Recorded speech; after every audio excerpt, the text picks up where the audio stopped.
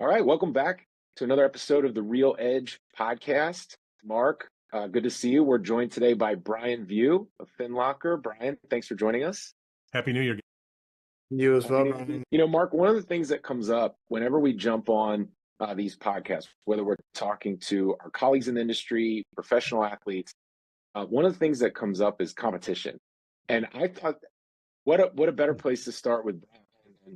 We work in a highly competitive industry, but we also collaborate. We are an industry. We've got to advocate for things. We have a lot of the similar interests when it comes to what the trade association does or what can benefit our companies nationally. But then we get in the trenches and we got to win business. And so with both of you guys on here today, I just wanted to start there. We've got, we're talking football playoffs beginning this week. We got college football now. So it's hard to avoid sports analogies when you're talking business or you're talking competition. So I'll do my best to restrain myself on the sports analogies today. But Brian, you do a lot of content on collaboration, partnerships, working together. Can you talk a little bit about how you then think about competing as well with the same people you might collaborate with the day before or the day after? Yeah. Can you talk us through your mindset today, and then we'll dig into some of your background as well?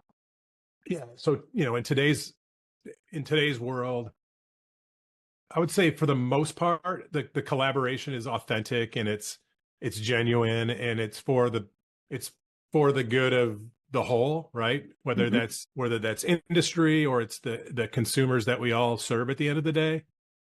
But let's just be honest that we do this content, right? We do these talks, not just to hear ourselves talk, but to build the brand, either our personal brand or the company brand or some combination thereof. And we do that with the idea that we want to win, whatever winning looks like, right? And so, I think that in my world today, with FinLocker in particular and what our product does, there are some competitors, like direct competitors, not very many, but there's people coming into the space for sure. But what I find interesting is when I think about who I'm competing against in a particular lender shop, it's not about somebody else that does what we do. It ends up becoming more of I'm competing against this finite budget that the lender has for their tech stack. I was a lender. I sat on that side of the table, so I get it.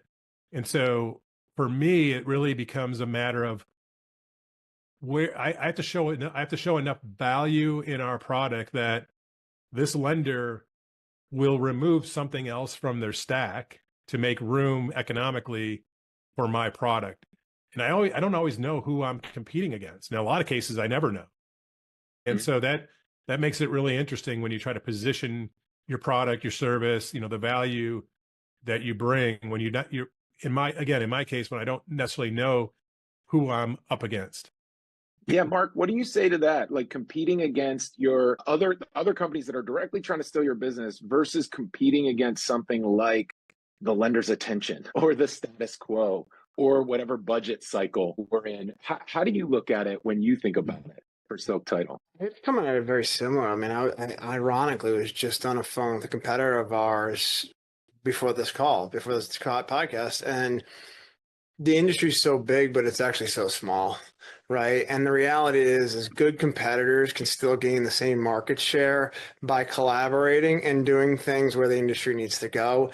And, when you start looking at it, it's kind of like all of us are competitive by nature, right? Like if you're in the levels that we're at, we're always competitive. So, it's always tough because I'll use the football analogy. If you get to the Super Bowl, you're the two best friggin' teams in the NFL. You should be proud of that, but people only remember the one that wins, right? And it's kind of an interesting thing. You're like, okay, the players are making a ton of money. The coaches are making a ton of money. It's interesting because I always use the Pepsi and Coke thing where it's like, it's not bad to be Pepsi until you're in the Super Bowl, right? Then it's pretty bad to be Pepsi because you want to be the Coke and you want to have the Super Bowl championship. So the reality of it is both teams still make money, but is it really about making the money all the time or is it really about the change in winning? And I think you juggle that a lot in seats like ours, which is you want to win so bad, but you got to realize sometimes just getting to the ship makes it a win too. And you got to evaluate what your wins are because years ago maybe you weren't an actual team that could even make it there, right? And evaluate and I said it yesterday in your podcast too, Jeremy, which is,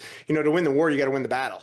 Right. And in order to actually get to the Super Bowl, you actually got to be one of the two best teams in the league. Therefore, it's not that you suck. It's just that you didn't win, and being a competitor, it's tough. Right. But I think a lot of people who go to the Super Bowl learn that. Right. And they learn that you look at it, yes, it sucks to lose, but look at the way the camaraderie is even after the game. And yes, you get the pain of losing, but there's still a respect that those two teams have for each other just by making it there. And I think if our industry actually started looking at that like that a little bit more differently and saying, okay, it's okay to actually be competitors, but working together to revolutionize. And that's why I feel the industry is coming today, is that it's time for the change. And in order to do that, instead of always competing and trying to cut each other's off the knees, it's actually better to be partners in this and realize there is enough business, and you both made it to the Super Bowl, so you're still very viable companies.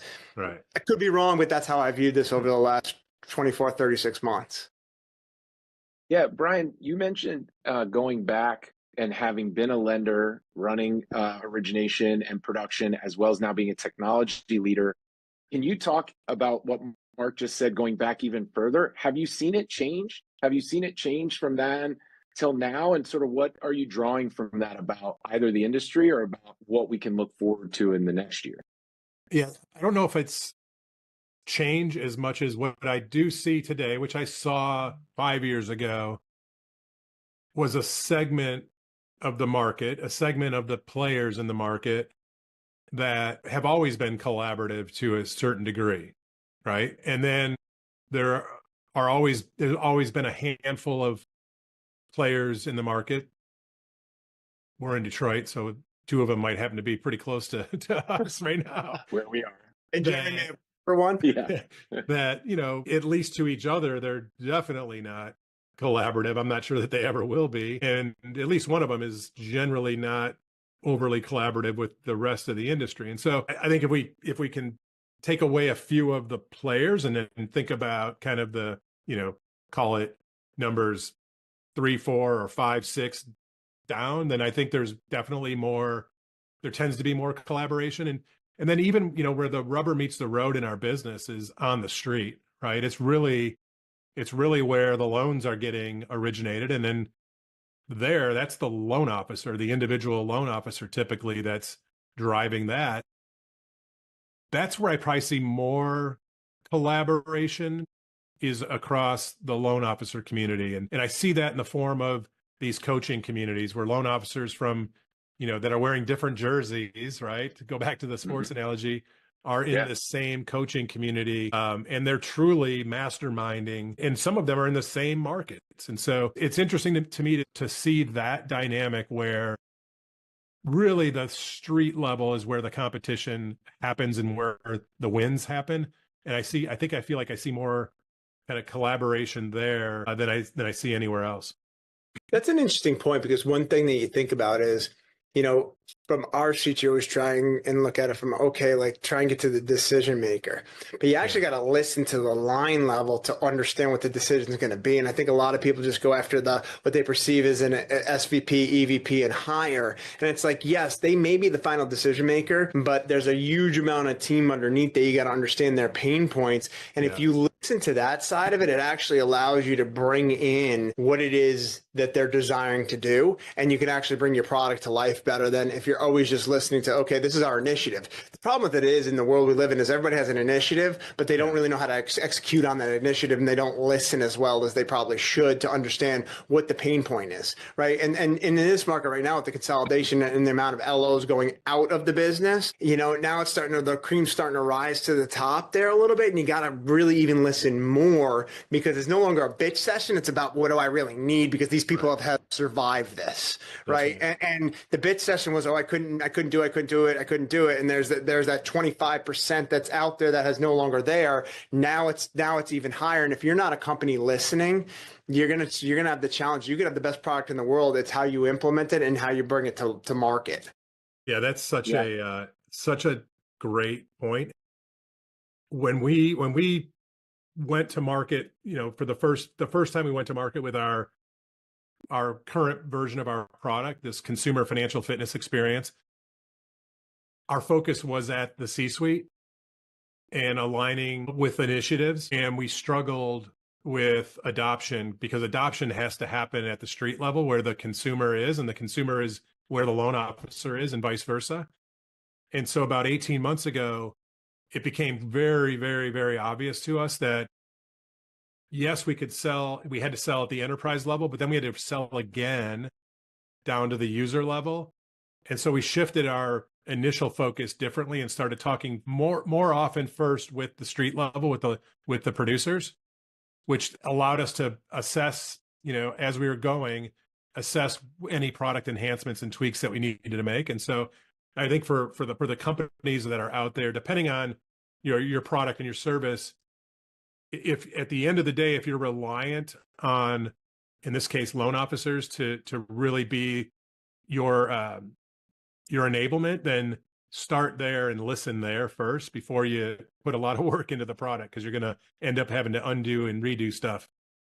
And Jeremy, it's a good point too, because I mean, we looked at it where a lot of ops and underwriting was more on our side of it, because we were listening to the LOs on the pricing and everything, but on our side of it, you got to look at the operational side of it, because that's where the road meets the road to get it to closing, right? Yeah. So we had to listen to that processor, listen to that team of, okay, where are those pain points? Because at the end of the day, they're the mouthpiece to tell the LO who's a great title company or who's a great partner, right? So understanding how decisions are made, everyone thinks it's coming always from the top. And yes, final decisions are probably coming from the top, but a lot of times in a lot of companies, that top is so disengaged with what's going on down here and the pain points. They have that vision, they have their roadmap, especially going into like a new year like now. Here's my roadmap, here's what we're going to do, here's how we're going to gain business, here's how we're going to gain market share.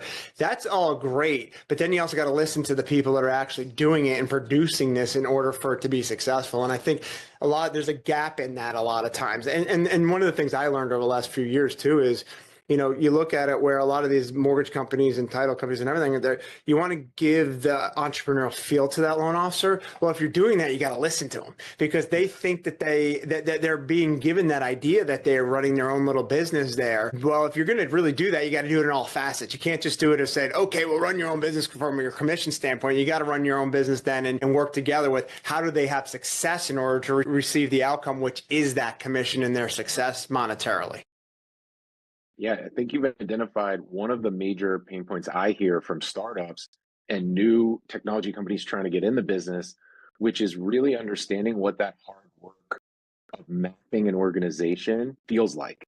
How do I find my champion? How do I find who influences it? How do I find who's the actual signatory on the agreement that I ultimately need? And I think we often underestimate how those decisions get made internally. One of the things, at least one of the trends we're seeing on the consumer side, is that personality-driven companies, people-driven companies, the face of the company, is having a lot more influence at scale than ever before. So we're seeing like the figurehead of a company drive revenue, drive customers, drive engagement. And in a lot of cases, there's some like really extreme examples where like Elon Musk represents more about Tesla than the car does in many cases. And do you see any of that trickling in as a threat? Because what you just described has always been true of our business. It's a people-driven business. It's a relationship-driven business. It's a referral network. You got to do the hard work of earning trust and mapping it.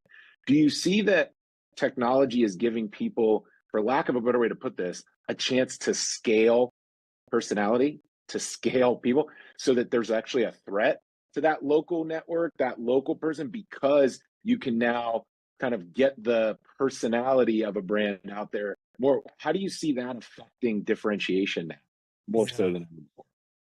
So it's interesting because I actually, as you were talking, I was going down a different path, but yeah, tell me. I'll start where I was going, then try to kind of tie it back. Actually, like today, when I think about our technology and what we're serving, what we're trying to do to help loan officers scale their ability to serve more consumers who are in a certain state, and that state is not yet ready to transact, we present ourselves as this technology that allows you to leverage your physical and digital brand, loan officer, and your digital and physical personality in your community, again, digital and physical, And so in that regard, they are rainmaker, right? And our technology allows them to, where they may have only been able to do this for a population of 40 consumers or 20 consumers, using a platform like ours, now they can scale and have hundreds of consumers in this kind of evergreen, getting ready state. And so we talk a lot about enabling and empowering that local street level loan officer with technology that allows them to compete with some of the biggest brands in their technology, and how consumers expect a certain UI UX. And so I think it's different than where you were going. What I don't see today is I look at the landscape of mortgage lenders, primarily IMBs, I don't know that I could point to any one and say that's the personality of the company. Maybe only in a B2B sense, if we're talking about like TPO shops, but sure, I don't see a single company out there that is lean. I mean, even our guys here, I mean, we used to have, David Hall, and we had, who was the, Jay Farner. And then before that, way back when, it was before David Hall, I can't think of the name, but that was the personality that we saw and heard all across TV and radio that drove consumers in. I don't see any lenders doing that at the logo level. I see doing it at the local level. Yeah, you're right. It was two sides of the same coin, because what I was suggesting might be a threat, you're saying is an opportunity, where if we don't think a national brand is going to step up or step in with a person or personality, the way I'm describing it, then the opportunity is, how do you scale your biggest producers? To Marc's point, the consolidation we always predicted, or that I always heard predicted, was the thought, at least going back, I'll say as far as like 2018, it was, we're going to lose these small and mid-sized companies. What we're actually seeing, I think, is the bottom third of producers at each company. So whether you have 15 loan officers or 1,500 loan officers, it's actually the bottom third of the 15, or the bottom third of the 1,500 that are leaving, rather than the company getting consolidated in many cases. And I think that's a little bit different than the consolidation that was or has been predicted. Marc, what do you see when it comes to like differentiation then in that world, especially from a business based on like hooking in from a technology perspective and then having the relationships on top of it? How do you see this effect that we need to drive to trends? We need to be on top of what's cutting edge from both the technology and a personality brand perspective. How are you starting to project differentiation in that world? Well, it's really a good question. Brian hit the nail on the head. I think the reality of it is, and I'll use Rocket as an example. Like, Rocket does a great job of driving the consumer to them.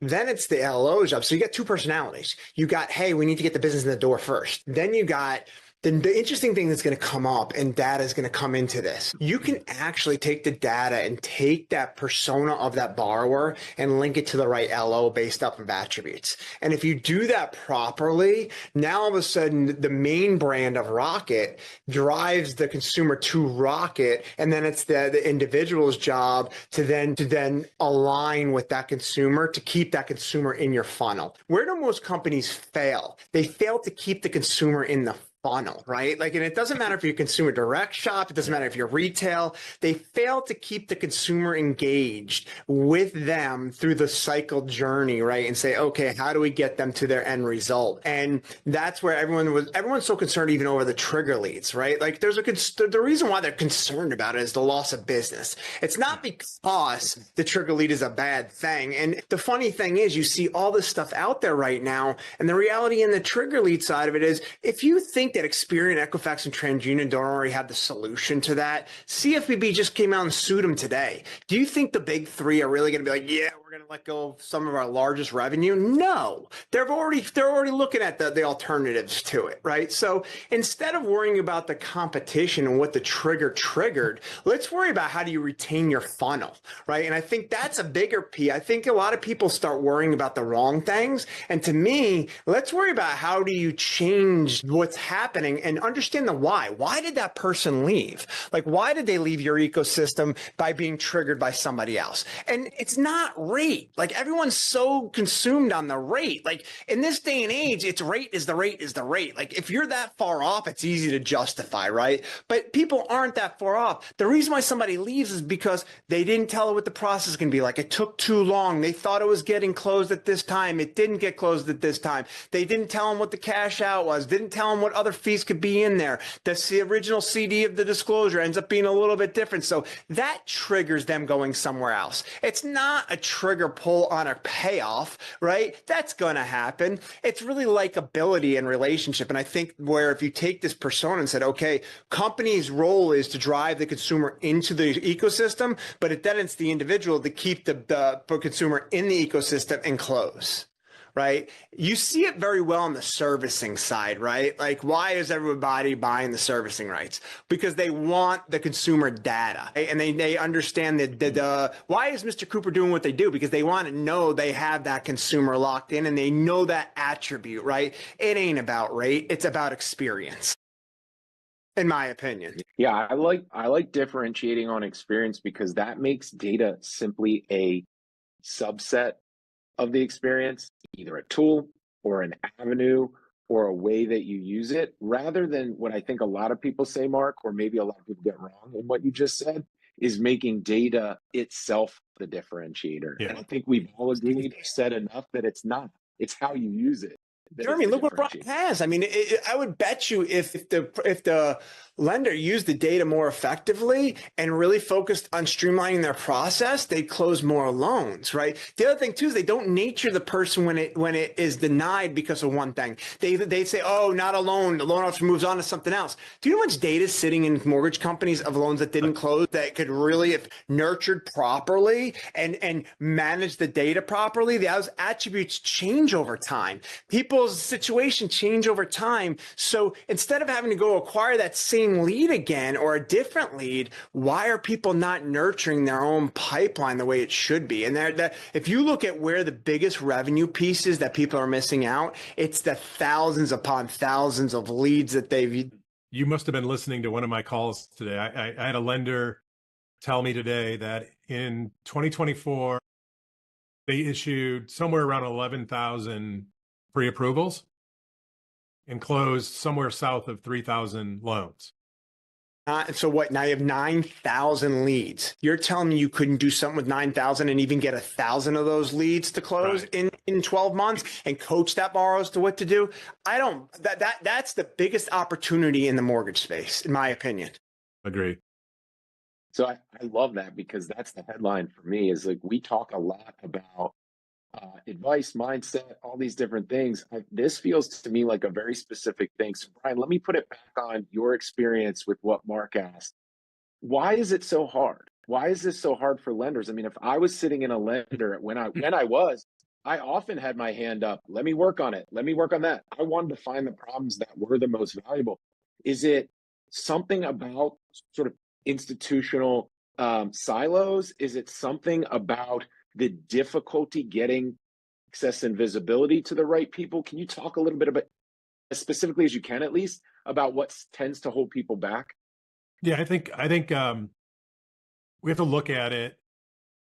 You almost have to look at it from a transaction type perspective, purchase versus refi, because they're two separate animals, right? And so on the purchase side, anyway, it's still very, very local or distributed loan officer, whatever you want to call it. Even some of the biggest brands that have been stood up to be a 100% digital experience are actively hiring and bringing in big teams of distributed local loan officer. Why are they doing that? Because that's what it takes to win that business. So if we isolate on the purchase side for a minute, we've done this to ourselves as an industry by creating this this compensation model for the loan officer where they're 100% commission. That instant gratification. That commission only happens when they close loans.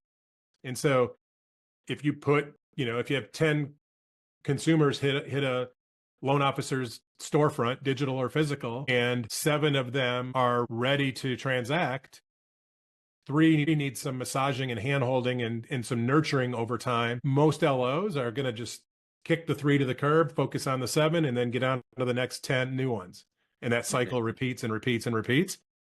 And so at the individual level, they're just not going to change their behavior, because at the end of the day, they eat what they kill. And when times are tough, there's fewer things to kill. So I think that's a fundamental challenge that the industry has and will continue to have as long as that's the model. There's some thoughts on how to solve it at the enterprise level, but it's going to take, ultimately it would require that loan officer, if they truly were going to be hands off on those 3 out of 10 that aren't ready to transact, it's going to take that loan officer being willing to hand that back to this nurture division or strategy or initiative. And then when it does close, agree to being compensated differently because of the work that went into getting it to closing. So, I think there's some opportunities there. And I'm seeing a few companies kind of play with that model, but it's not, no one's doing it at scale right now.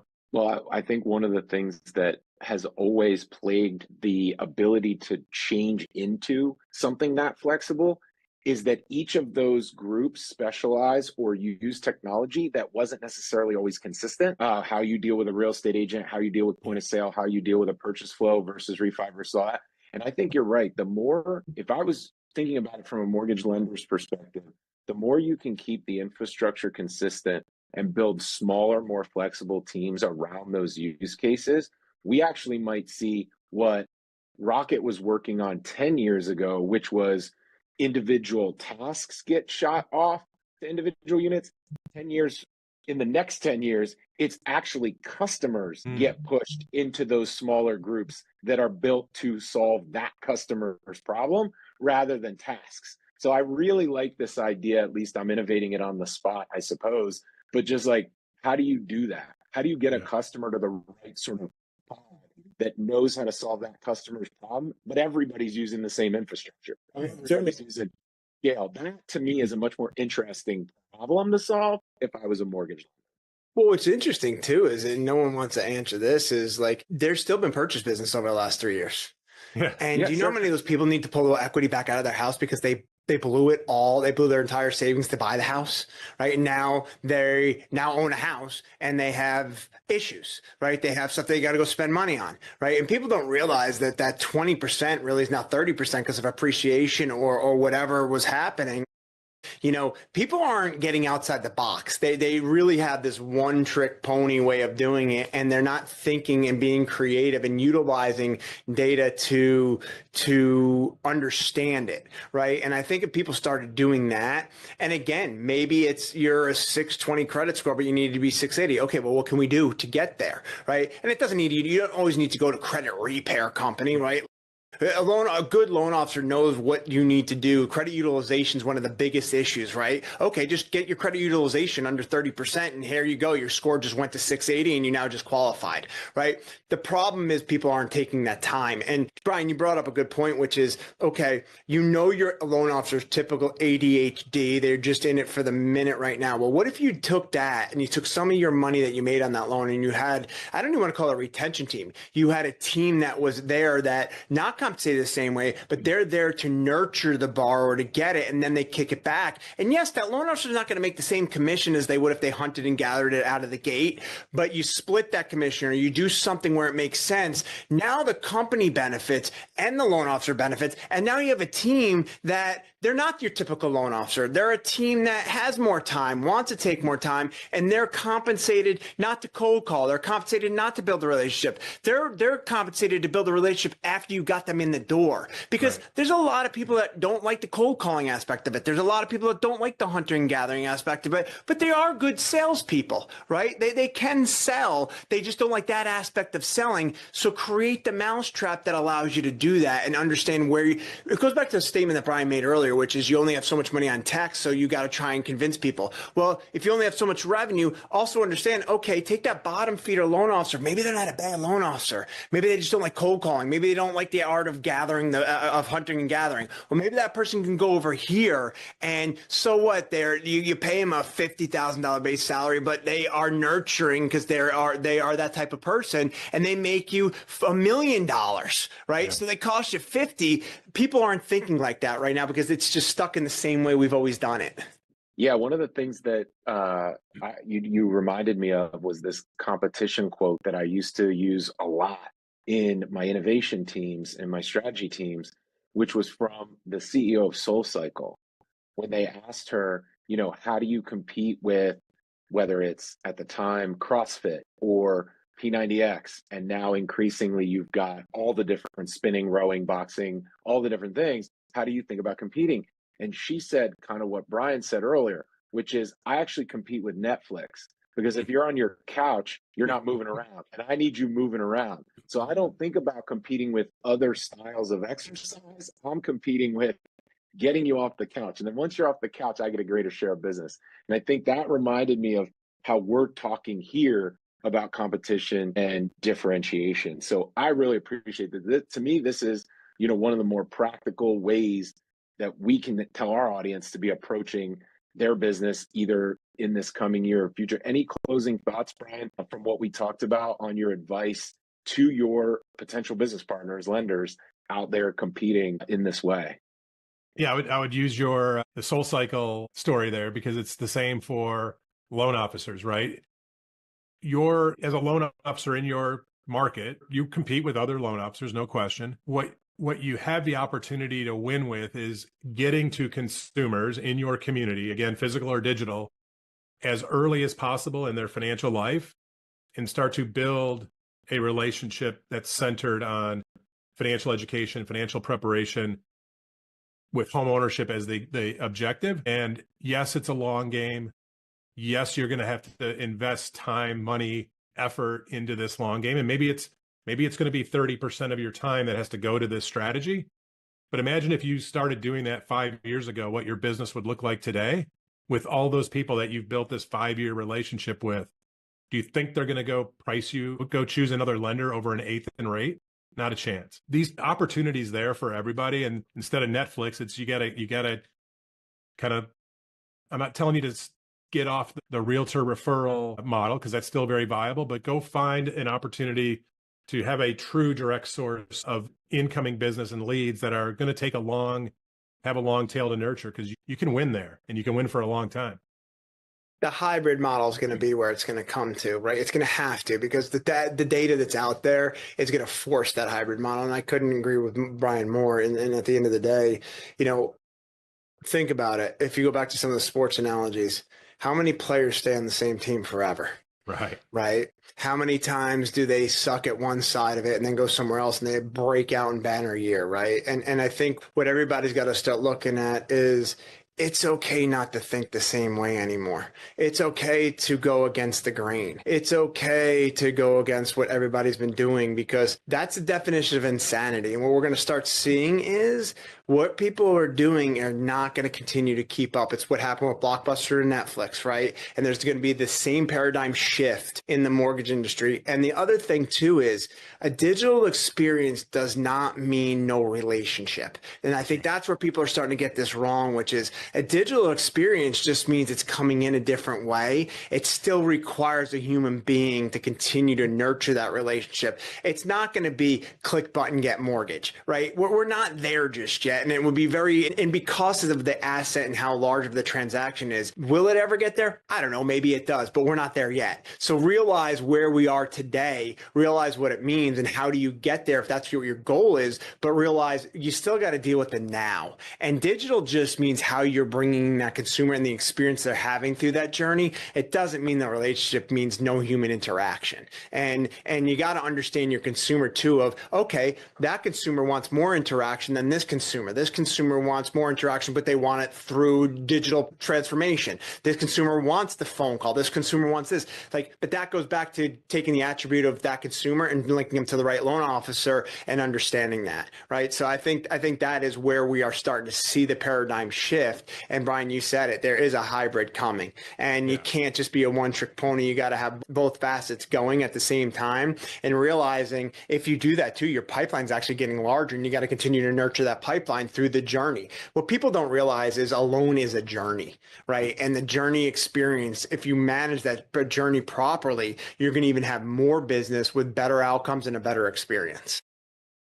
Well, I can't think of a better way to end on that, Mark, because you can wait to see what the future looks like and try to adapt to it, or you can create the future and make everyone else adapt to it. And I think what we've just laid out, what Brian said, what you just said, is the edge that companies need to say, you know what, I'm just going to push forward because I believe in this. I believe this is the future. I'll make everyone else follow me. And that's sort of the takeaway I'm hearing on competition and differentiation. So I appreciate it. Thank you both for being here. Thanks for tuning in for another episode of RealEdge, and we'll be back again soon.